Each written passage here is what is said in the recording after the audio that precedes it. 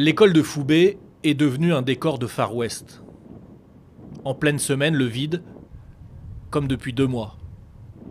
Et malgré la promesse par les autorités d'une meilleure sécurisation des lieux, le directeur reste désespérément seul. Personne n'est tranquille avec ce qui s'est passé. C'est quelque chose qui peut arriver à tout moment. Donc, on vient quand même essayer également d'aider les enfants. Mais nous aussi, bon, rien ne peut plus être comme avant. Dans cette région du centre-nord, des massacres en janvier, nés d'attaques djihadistes puis de représailles entre Peul et Mossi, ont causé la mort d'au moins 49 personnes, selon des chiffres officiels, près d'une centaine selon d'autres sources. Alors une grande partie de la population s'est terrée, puis s'est enfuie. Des centaines de familles vivent désormais dans ce camp de réfugiés de Barça-Logo, le chef-lieu du département 80 km plus loin. Sous ces tentes surchauffées, l'enseignant tente de faire son métier auprès des élèves du cours préparatoire. Bien, donc vous écrivez.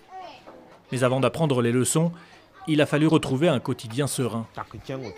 C'est ça, Il y avait d'abord des difficultés d'ordre social, psychologique.